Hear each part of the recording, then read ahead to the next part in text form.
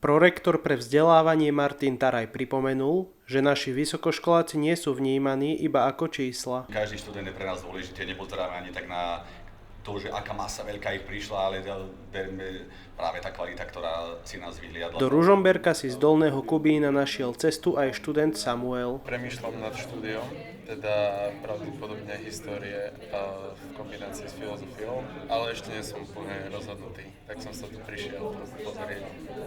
Ako to zatiaľ hodnotíš, čo hovoríš na prostredie a podobne? Zatiaľ príjemne, super, zatiaľ to vyzerá super, zatiaľ som spokojný. Odovzdať študentom cenné rady prišla do Ružomberka aj absolventka žurnalistiky a terajšia redaktorka tlačovej agentúry Slovenskej republiky Miroslava Mlynárová.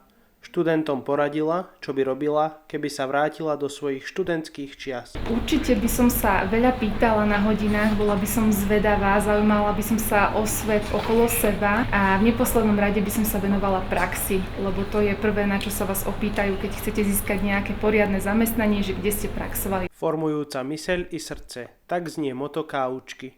Myseľ formujú najmä vyučujúci. Duchovno mladých ľudí má na starosti Univerzitné pastoračné centrum biskupa Jána Vojtašáka.